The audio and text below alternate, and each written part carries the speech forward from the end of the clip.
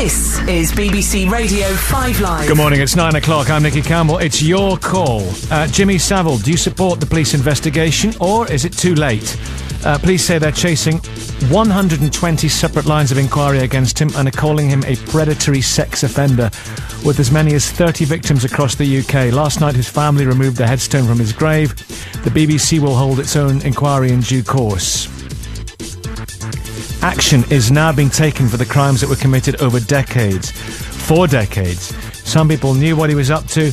Many heard the rumours. They dismissed them, or they did nothing. His victims are finally coming forward. Are the police right to pursue this now, or is there no point? We want to know what you feel about this. 0500 909 693. You're with 5 Live from the BBC.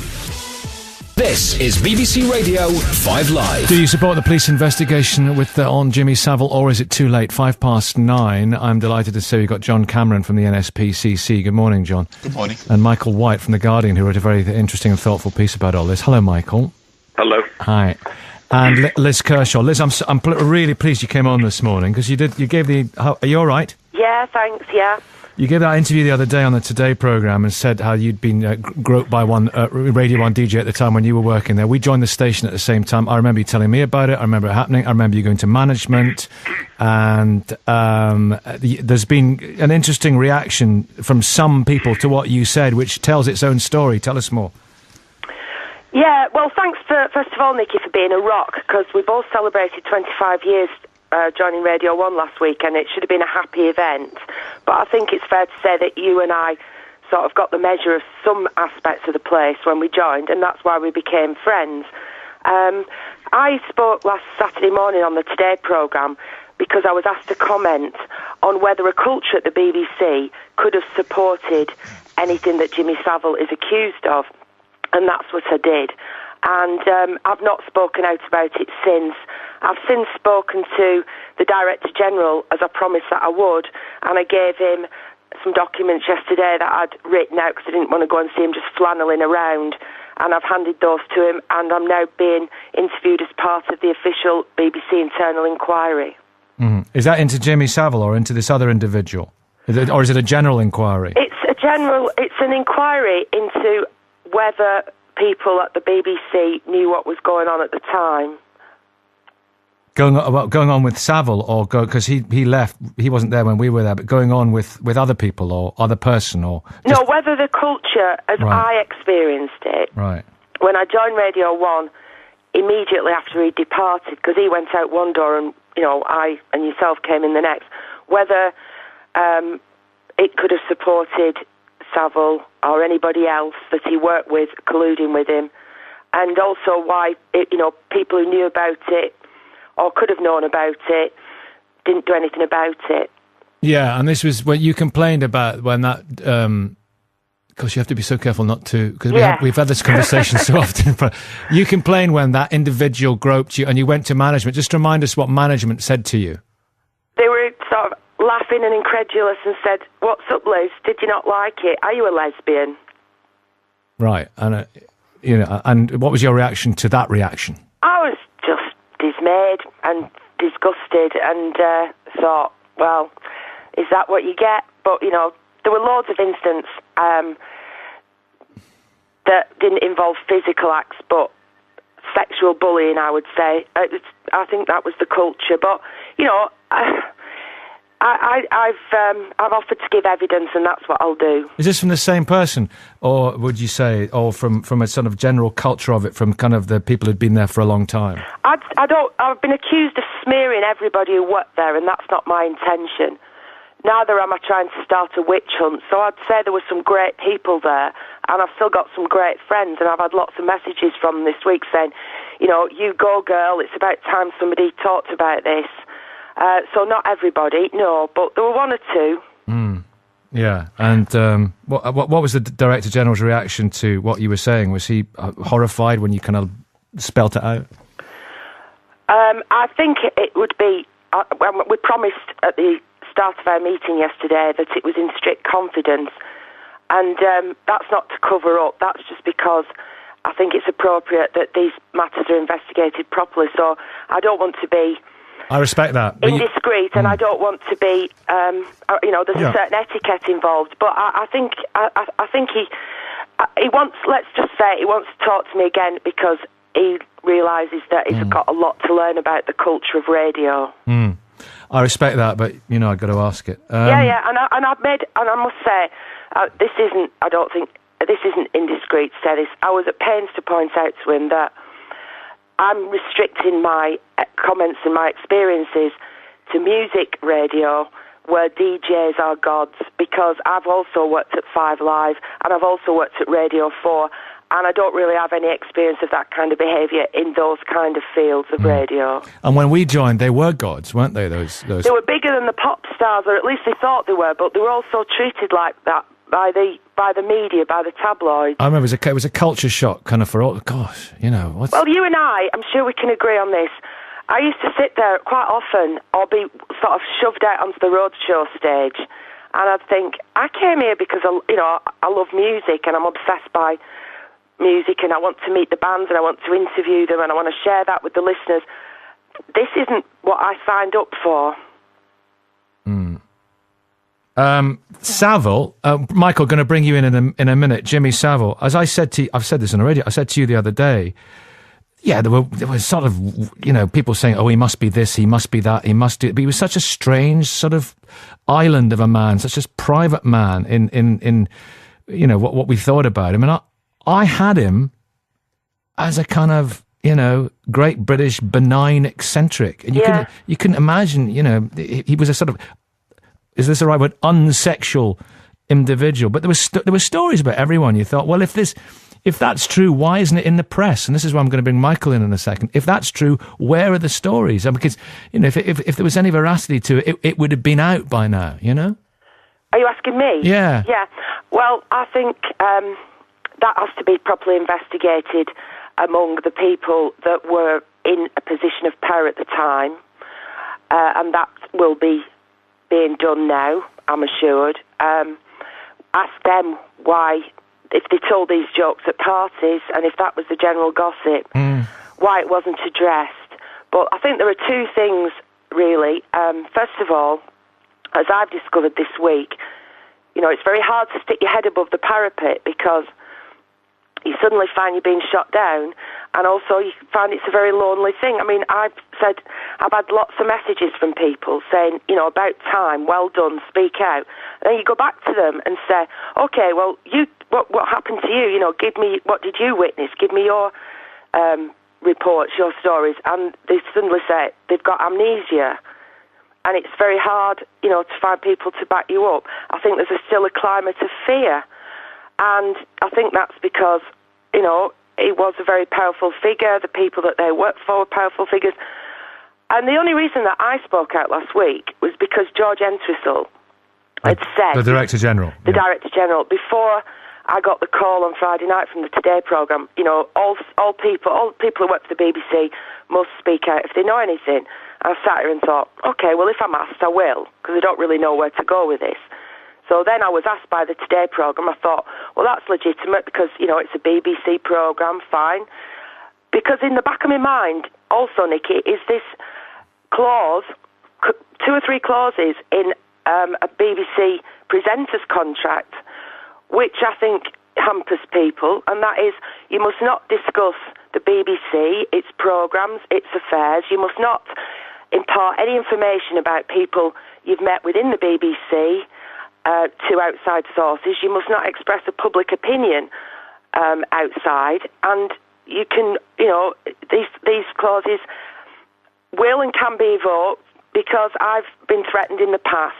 A few years ago, when there was another issue I thought I should speak out publicly on, I was actually told, you do that and you'll never work here again. So, it's very hard to speak out, and I've only done it because George Entwistle gave the green light. And you were asked a question by Jim Naughty, and you gave an honest answer, and you spoke about one aspect of the culture and something that had happened to you, which it was horrific, and the reaction of management told its own story. And there was even Mike Smith on the radio the other day saying, "Well, go on, name names, prove it." And as you say, no wonder some of these, talking about the Savile issue, which is a separate issue, no wonder some of these women are afraid to come forward. Oh, exactly. absolutely. I mean, if I've had this stonewalling from people, no, we won't support what you say. We can't. We can't say what we saw. We can't, be witnesses. No, we know nothing. What about these poor girls who are 14 years old? You know what I'm like. I'm a 54-year-old woman, and you've known me for 25 years, and I'm a feisty person, and I would kick off.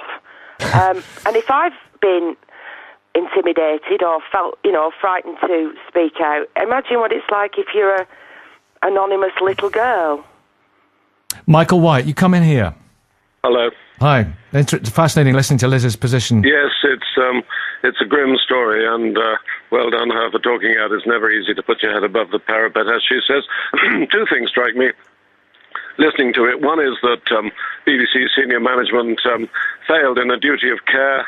Savile was too important to them. He was too famous. He was a celeb and a valuable property, and they failed the young people who were vulnerable to him, and it obviously more extensive than that. But having said that, you've got to remember the culture was different.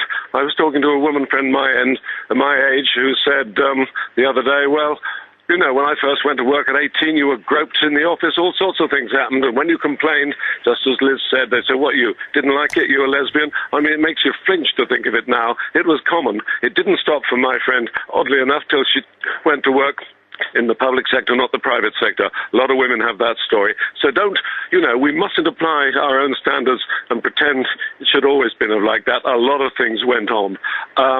My other interest was when the tabloids piled in on the BBC this last week. They love to kick the BBC, don't they?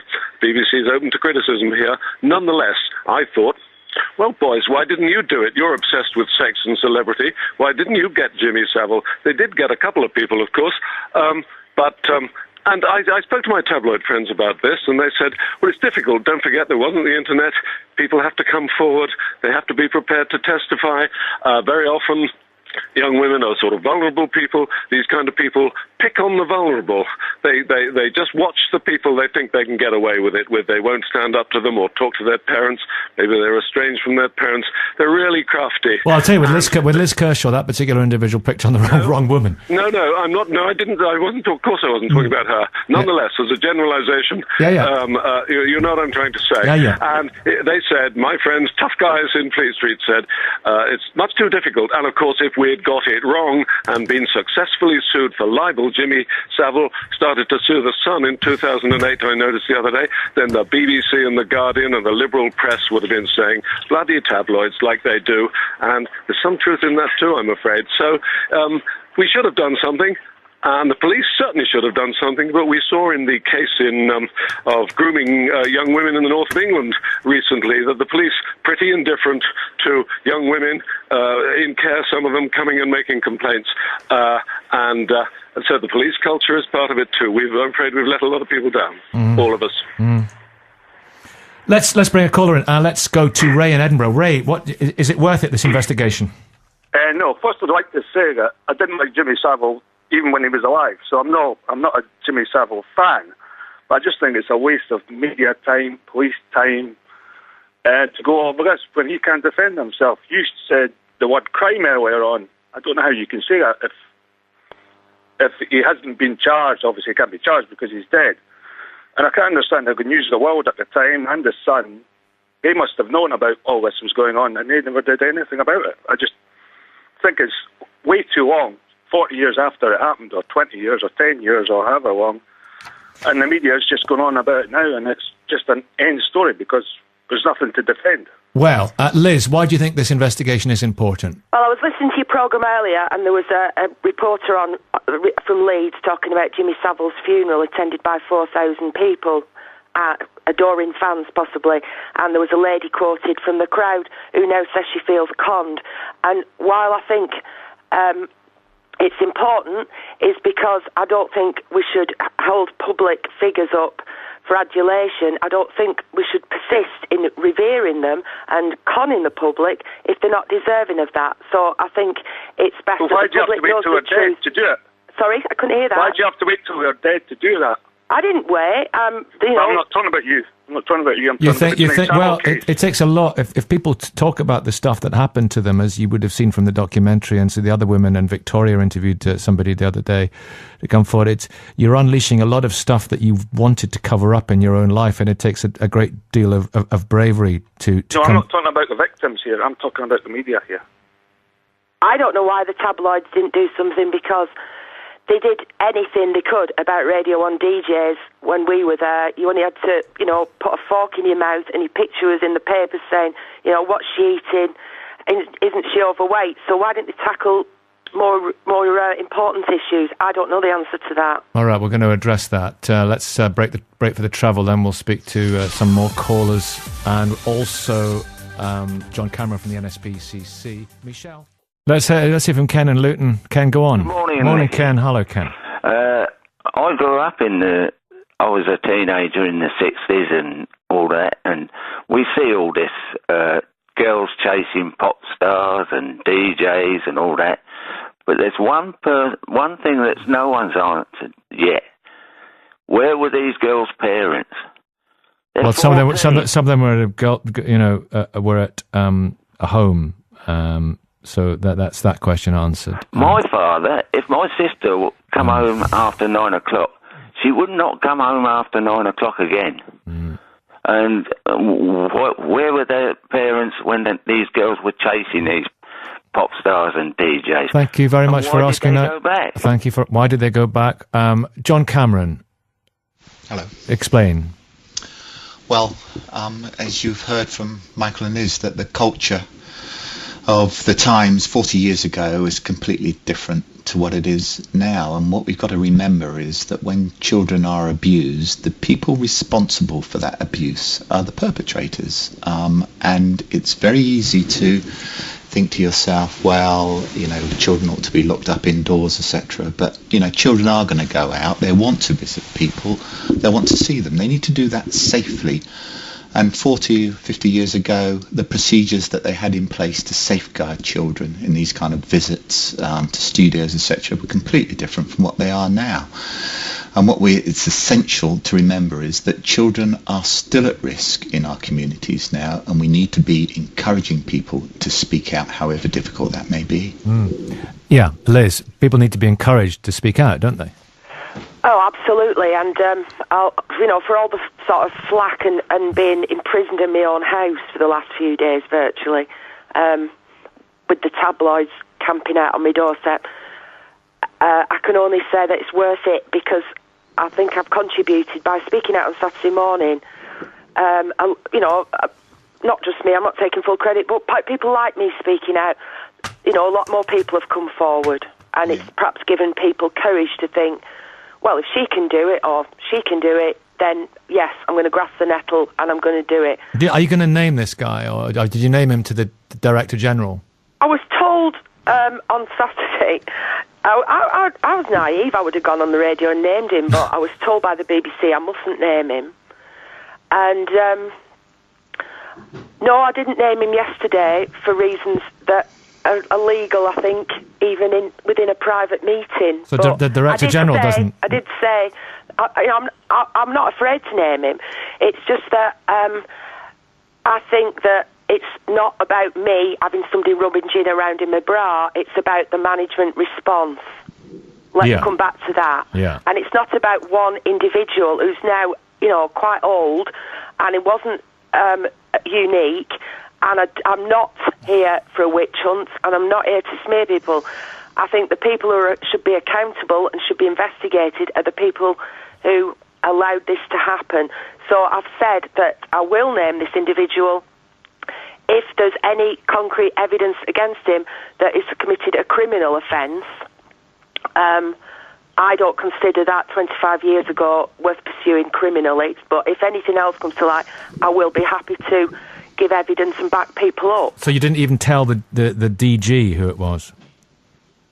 I was advised that at this stage it's best to keep the name to myself. Right, okay. Although in some newspapers have gone pretty close to the line, haven't they? I haven't told a soul the name, but I've had the name shouted at me in the street, so people are drawing their own conclusions. Elizabeth calls us. Hello, Elizabeth, from Inverness. Hello. Good morning. At the point I want to make, I know a lot of people are phoning in saying, what's the point pursuing this when Jimmy Savile is dead now? Well, the point is there are other predators out there who may be grooming children as we speak, and they may have second thoughts. They may think, this is not acceptable, I'm going to be caught. And there are obviously, every time there's paedophiles, there are people who collude and help them gain access to children. You know, they're very clever people and they're very manipulative people. And women come forward much later. I worked, when I was training as a social worker, I worked with Children First, which, I mean, you'll know is the agency in Scotland that deals with children. And very many women came forward. If they were abused when they were 7, when their own daughter was 7, all these terrible memories came back that they tried to bury. And they were always told, you're to blame because of the way you dressed, because you were, you know, it was your fault. It was always the girl or the boy's fault, because boys get molested as well. So I think if it even stops one paedophile who is grooming people as we speak, if it even stops one, it's well worth pursuing. Well said. That's very good, Liz. I was very encouraged by your stand there. Yeah, well, and I think both of you. Elizabeth, well said. I think both of you are actually inspiring other people to speak out. Elizabeth, it is, but all of you, you're both really right here that since this inquiry has kicked off, we've had a lot of people calling the NSPCC now who's saying, look, I need, for the first time for many years, to speak out about my abuse because I think that person is still around and presenting a risk to children, and I also have concerns for other children as well. So these kind of inquiries, when people say that they're a waste of police time, they're not, because what they're doing is they're clearly identifying other children at risk in our neighbourhoods. Is there a danger, Liz, that some people are saying that because you're saying it was this big Radio 1 figure, people are speculating like mad, and it is smearing some otherwise innocent people? Well, that's really regrettable, but I think people should get over me and my breasts and just focus on what the real issue here is, that a public figure, a knight of the realm, evidently was abusing underage children, and people within the BBC quite possibly knew about it and very definitely laughed about it and joked about it. And I told the Director General one of the jokes yesterday, and he looked a bit ashen-faced. So that's my goal. Can you tell us? I'm not a comedian. I don't think it'd come over hilariously. No, but just to give us an idea of the culture. It's involved a rocking caravan, a young girl, an old lady, and a jar of jam, and I'm sure you've heard it. I don't think I have, but was it a Savile joke? Yeah, and it was told in company, you know, ha ha ha, trebles all round, you know, and that's why I thought it's a bit odd, you know, when I was at Radio 1 that kind of thing was sort of seemed to be well known. Can I just tell you something? We were talking about why don't people come forward, and I've said I've had a lot of support, and I got a text yesterday from somebody who's not given me permission to name her or the individual involved, but she's a household name, and she's a big TV star, and she said that she'd been on the TV, national TV, for about 3 years, and she went to the BBC in the mid-80s. I won't say who she went to see, but a very powerful individual, to see if there was any work around at the BBC for her, and she says, he looked me up and down, and said, sorry, love, not for us, your tits aren't big enough. So how's somebody's supposed to go to a figure of management like that and tell them what they think's going on in the Jim will fix it dressing rooms? When was that? Mid-80s. Right, because the BBC, you know, at the moment, it's one of the most PC organisation going. Oh yeah, nowadays you can't you can't interview somebody under 18 on air unless you've got the parental permission, and you can't have people coming into the building under 18 to take part in shows unless, you know, it's all been vetted and approved. It's very stringent now. Well, there are people who work with Savile, aren't there, in TV and radio, who perhaps have questions to answer. That's why I've given the Director General a list of names. Yeah. Well, listen, lots of support for you on text and Twitter, and I know that does mean something, because it's been a strange old week for you, Liz. Well, when you're sitting in your house on your own and, you hear a rustle in the hedgerow, you are alarmed, to paraphrase the Led Zeppelin song, and you go out and it's a bloke with a long lens camera and he's been there all day taking pictures of you sitting at your computer through the French windows. It's very I've had to sit here with my gates bolted this week. But can I just say one final thing? The BBC brand is so important, not just to the people of this country for whom it provides, ad-free television and radio and outstanding stuff at times, but also around the world. When I've been around the world, I realise how revered it is and what a great ambassador it is for this country at a time when, we're a small country and our industries are in decline, but you go anywhere in the world, BBC, it's a badge of honour and it's really respected.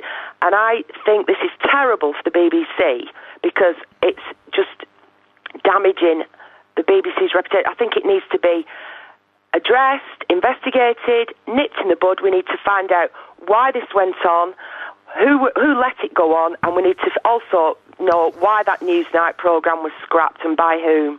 Right. I'm seeing you tomorrow for a coffee. I'll see you then. See you then, thanks. See ya. As Liz. It's 9:32. Let me remind you about your call. Thanks again to Liz Kershaw for coming on the programme. Incredibly powerful, forthright testimony from Liz. We are asking a question this morning. Jimmy Savile, do you support the police investigation, or is it all too late? This is another aspect of this terrible story, this awful Jimmy Savile saga. Sylvia Nichol is a trustee of Stoke Mandeville Hospital Trust. She knew Jimmy Savile since the early 70s. She spoke to me earlier on breakfast. I prefer to wait until hopefully we do have a police inquiry and a BBC inquiry. But the trouble is, I think in life you can only judge by what you yourself have seen and known. And in these years that I've known Jimmy Savile at Stoke Mandeville Hospital, I have never ever seen anything but good, excellent behaviour, and certainly no inappropriate behaviour. I mean, so how can I change my opinion of Jimmy? I can only know what I've seen. Anne in West Sussex, Brian in Abingdon, Stuart in Oldham. Anne, what do you think? Oh, well, I understand why the speaker just now said what she did. But usually the perpetrators in situations like this are respectable people. They do good work in the community. They are applauded by everyone around them. And I do applaud Liz, who spoke out earlier, because obviously she is a respected, intelligent woman, and she will be heard. Many of the victims are not people whose voices would have been heard. Those victims in the children's home that we hear, that were used, how was anyone going to believe them? And one of them did complain at the time about Jimmy Savile's behaviour to a superior, and in the ITV documentary, the girl said that the superiors, said, "How dare you say that about Uncle Jimmy?" Brian in Abingdon. Hello, Brian. Hi. I think the police are right in carrying on the investigation. It now appears that there are well over 100 people who are making accusations about his behaviour.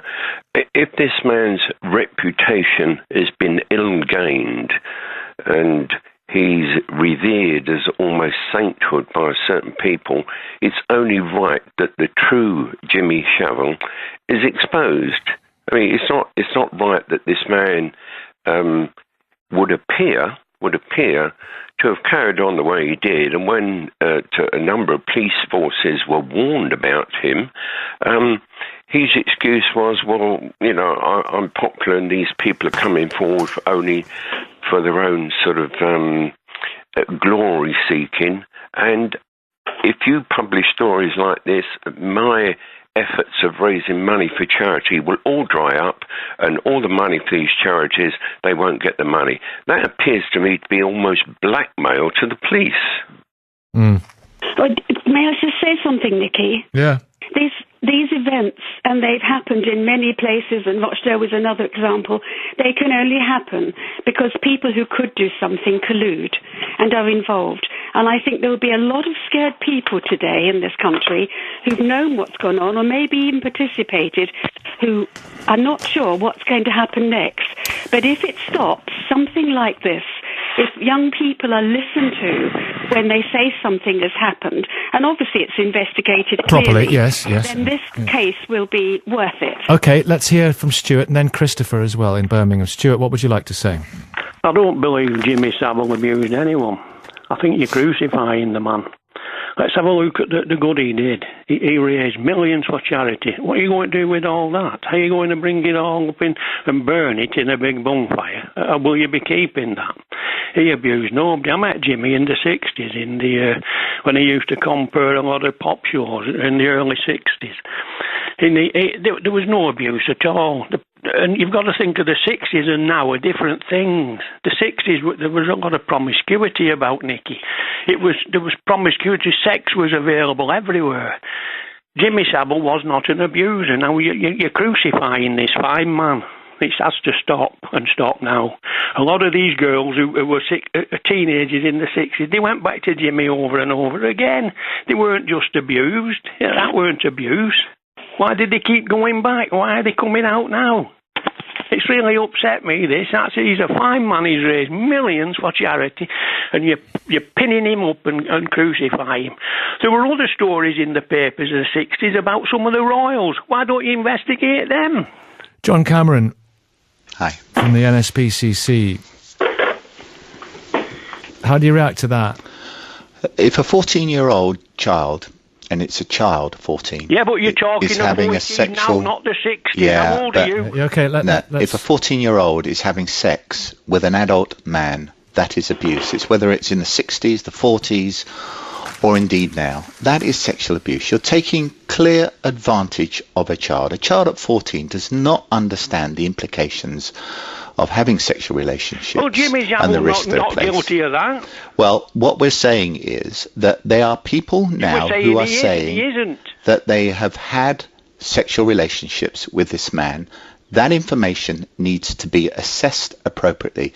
And it's very important that we are clear that if people have information about the abuse of children, they will be their information will be taken seriously. You tell me how you're going to prove that now. How are you going to prove that after 50 years? Well, it's not necessarily about proving or disproving. So you're crucifying the man. Well, what we're doing is we're rightly listening to people who are saying that they've had an abusive experience from Jimmy Savile, and it's right and proper that we listen to those people and we give them support. Why did they go back 5 and 6 times? Because that's what happens with children. Children get caught. Rubbish. Well, children get caught. Well, let's hear from somebody who was abused. Actually, I think my apologies for interrupting, but Christopher, you can perhaps understand some of this, can't you?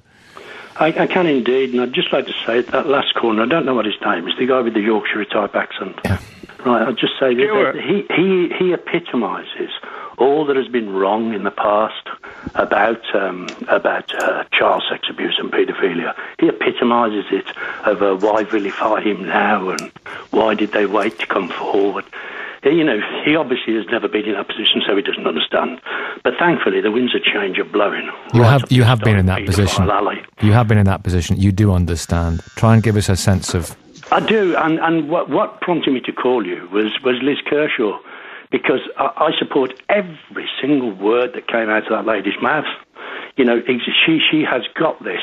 We're talking here about Jimmy Savile. Let's listen to... Well, you're putting these thoughts on Jimmy Savile. It's nothing to do with Jimmy Savile. Let's listen to Christopher, because Christopher was abused by a priest and he may have been abused by a priest, but he wasn't abused by Jimmy Savile. Now stop classing this as Jimmy Savile. Thank you very much for your call. Christopher, tell us your story. Yeah, that's exactly what I mean. What I was trying to say was that yes, I was abused by my Catholic priest, who was also my scoutmaster, and so on and so forth. And I could not speak about it. It happened to me when I was 10, 11 years of age, and I could not speak about it to anybody until I was into my mid-20s. And when I did, the reaction I got horrified me, and so I just clammed up on it and never spoke about it again for another 20 years. When I went to the police. Can I ask you what the reaction was when you spoke about it? The reaction was that it was my fault and I'd done something to encourage this, because they knew this priest. They knew him to be a great, great man. You know, similar to Jimmy Savile, really. They knew him to be a really good man. And was this my imagination? Was it something which I'd actually caused to happen myself? And it was not. And it did later emerge that that this particular priest was a predatory paedophile. And many others came forward and told the same story as myself afterwards, just the same as what is happening with Jimmy Savile. And I went to the police about this, and the police investigated him, and they were ready to put him in court to stand trial. And then his medics came forward, because he was from a very wealthy family, and his medics came forward, and they put forward a case that he was in the stages of senile dementia and was not fit to stand trial, and he never did, and he died some 3 or more years later after the police inquiry, and now I'm vilified all over the internet, because, you know, this guy's family is known all over the world, and I'm vilified all over the internet. And the most regular thing that comes out on blogs and forums and so on is, why did you wait till he was dead before he brought this out? But that is where the facts have actually been twisted, because I brought it out 10 years before he was dead. He was investigated by the police. But what is written today and what is spoken today is what people like the previous caller will take on board. Yeah. You know, they might as well go into a stable and get a pair of horses' blinkers and put them on. What about all that bit about, but he did such good, he was such a good man, did such a lot for charity? My particular man, he did immense amounts for charity, and in particular children's charities, which I found to be a little bit of an anomaly, really. Well, so gaining access. But if I could just say something else, I became a disruptive child afterwards, and as a consequence of that, I was put into a children's home up in Nantwich, Cheshire, and it was run by an order of similar Catholics called the John Baptiste de la Salle Brothers. And really speaking, I was taken out of the pan and put into the fire, because the place was just run by sort of people who'd aimed to become tutors in these places, because children were their interest and sexual interests. And I remember one guy from, I think he was from Sheffield or Leeds or somewhere around that area, who I knew quite well. And he used, I can remember him telling me about Jimmy Savile when I didn't even know who Jimmy Savile was. And I don't think many people knew who he was. And what the story which he told was that Jimmy Savile used to go around with his henchmen, and he used to run dance clubs and whatnot in that area. And he used to strut about with a walking cane and whatnot. And his idea was to keep discipline within these dance halls. And if he couldn't find anybody who was out of order, he'd just pick on any individual and get his guys just to beat him up as an example of, that's what you get if you mess about on my premises. And I really disliked that man ever since.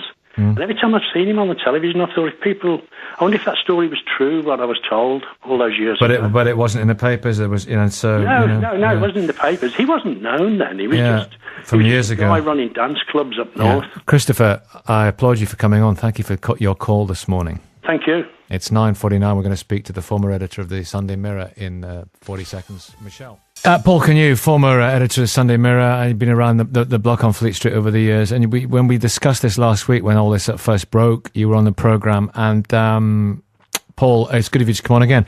And what you had a story, or you had stories about Savile back in, the 80s or? It's about 18 years ago, it's about 94. 94. What was the story? The story, I won't go into the circuitous route, but we actually had 2 women by this stage in their 30s, one with children, who told us about their experience with Jimmy Savile. Both were from the Dunstan approved school background, but they were but through a mixture of fear and embarrassment and frailty, they wanted to be the catalyst for exposing Jimmy Savile, who'd been in the news over one of his big charity spectaculars, and but they were too afraid to go into the witness box and sign affidavits and go into the witness box. Were you paying them? Were you paying them? No, we were not paying them at all. They didn't ask for any. They didn't ask for any money. And we only one of them came to us. The other one we tracked down because she had a vague idea of where she then lived, in fact, but she wasn't in direct contact with her. So there was no collusion between them. They were totally separate people, not as a package. But because of the draconian libel laws, in fact, that the fact they couldn't go into the witness box or were afraid to go into the witness box, we couldn't publish the story. Well, hang on, you say draconian libel laws, that's a huge debate. But anyway, go on. Well, yes, but at the moment we're reviewing the libel laws in this country, and I think they need to be, the Savile case is a classic example, and I hope Lord Leveson's also... Good point, yeah, good point. Looking at this, because, any moves that make it even harder for newspapers to actually investigate or publish stories are going to be counterproductive. What aspects of the libel laws scuppered it? What did your lawyers say to you? Well, the lawyers said to us quite rightly that, in fact, to my frustration, but in the end I couldn't really argue it. The case was that if you couldn't produce the victims in the witness box, you couldn't even get to first base. You were on a complete hiding.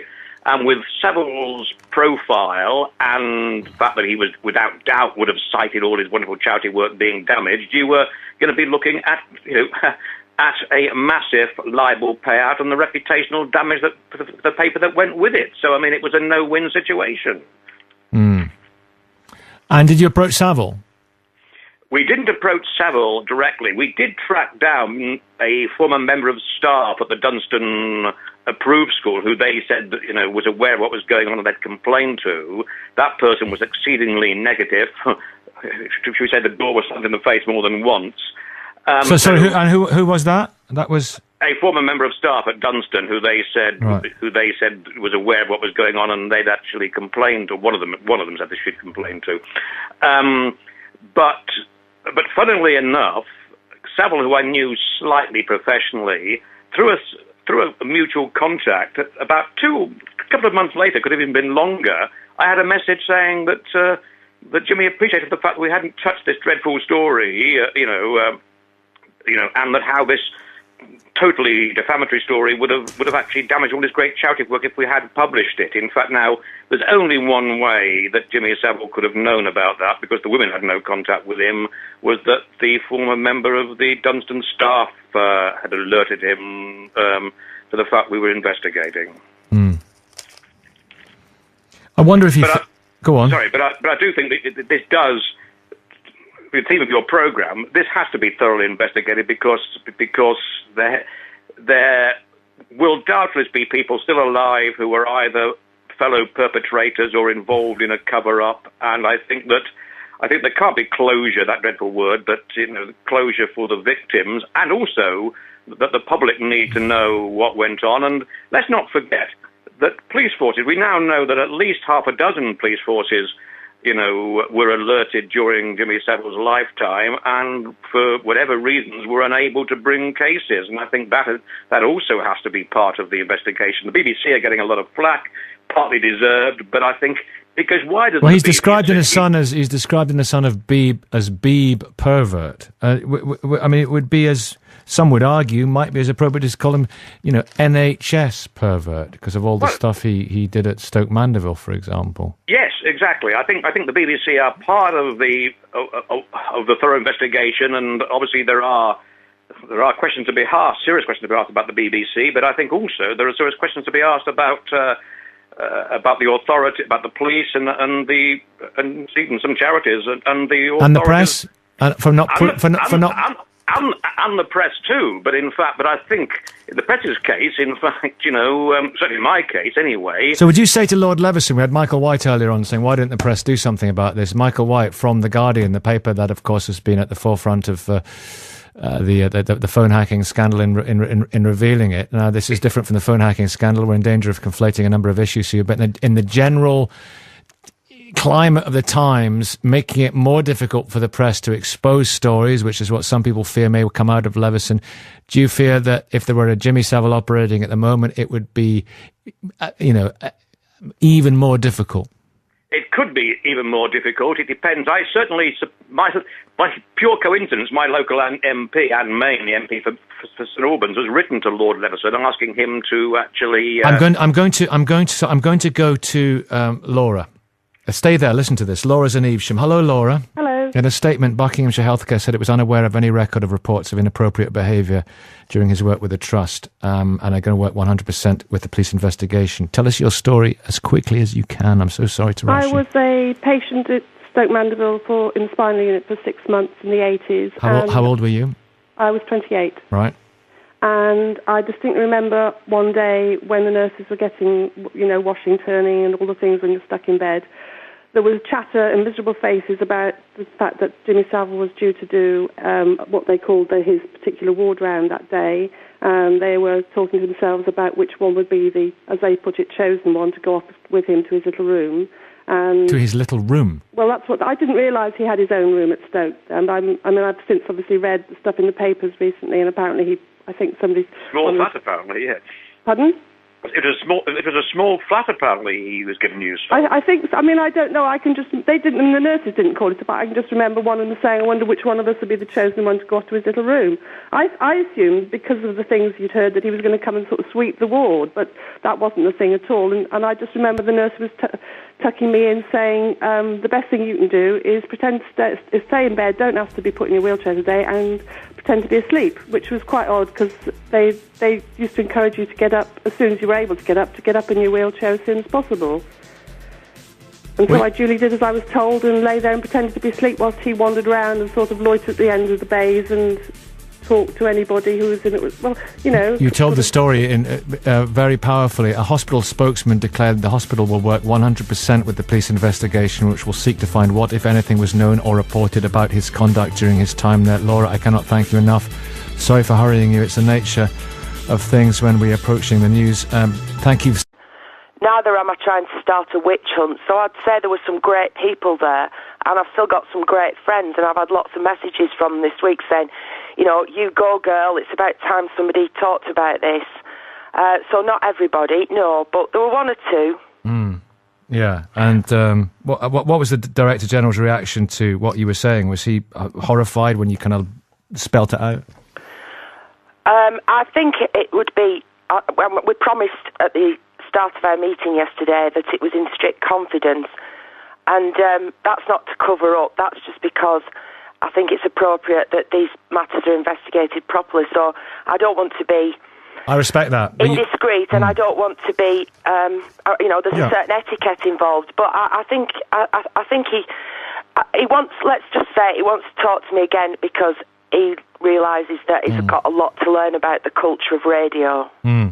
I respect that, but, I've got to ask it. And I must say, this isn't indiscreet to say this. I was at pains to point out to him that I'm restricting my comments and my experiences to music radio where DJs are gods, because I've also worked at 5 Live and I've also worked at Radio 4, and I don't really have any experience of that kind of behaviour in those kind of fields of radio. And when we joined, they were gods, weren't they? Those They were bigger than the pop stars, or at least they thought they were, but they were also treated like that by the media, by the tabloids. I remember it was a culture shock, kind of for all. Gosh, what's... Well, you and I'm sure we can agree on this. I used to sit there quite often, or be sort of shoved out onto the roadshow stage, and I'd think, I came here because I love music and I'm obsessed by music, and I want to meet the bands and I want to interview them and I want to share that with the listeners. This isn't what I signed up for. Savile, Michael, going to bring you in a minute. Jimmy Savile, as I said to you, I've said this on the radio, I said to you the other day, there were sort of, people saying, oh, he must be this, he must be that, he must do, but he was such a strange sort of island of a man, such a private man in what we thought about him. And I had him as a kind of, great British benign eccentric. And you couldn't imagine, he was a sort of, is this the right word, unsexual individual. But there were stories about everyone. You thought, well, if that's true, why isn't it in the press? And this is why I'm going to bring Michael in a second. If that's true, where are the stories? Because, you know, if there was any veracity to it, it would have been out by now, you know? You go into management, and there's been an interesting reaction from some people to what you said, which tells its own story. Tell us more.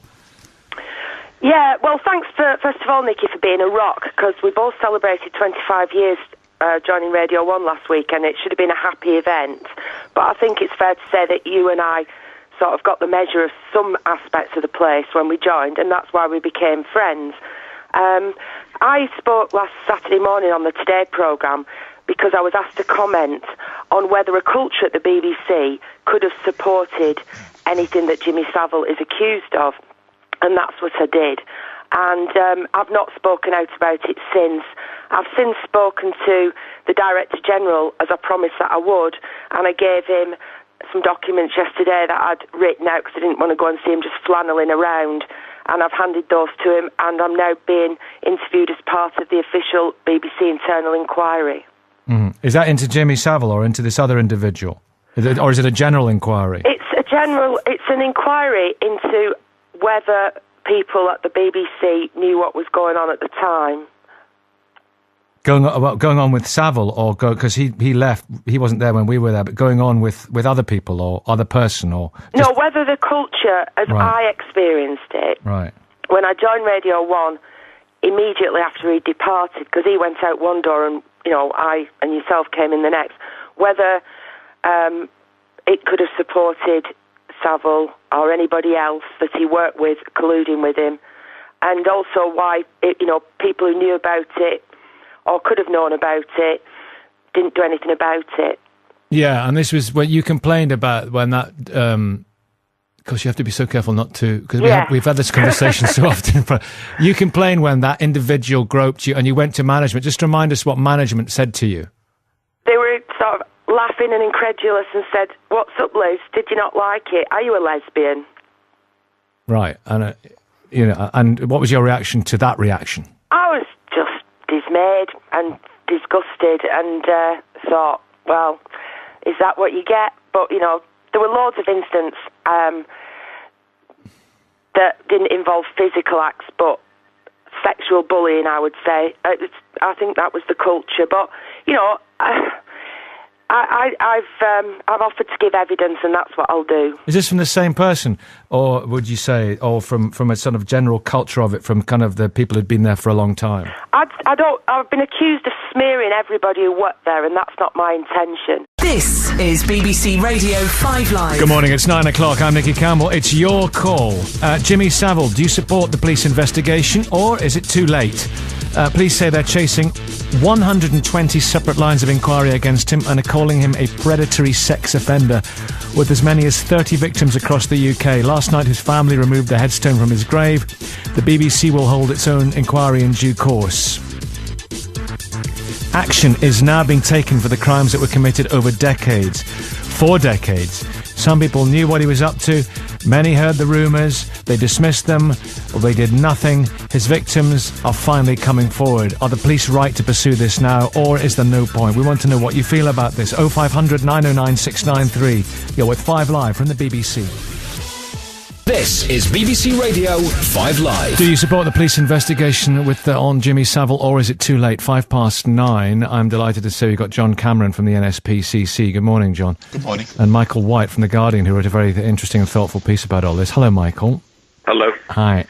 And Liz Kershaw. Liz, I'm really pleased you came on this morning, because you gave the... Are you all right? Yeah, thanks, yeah.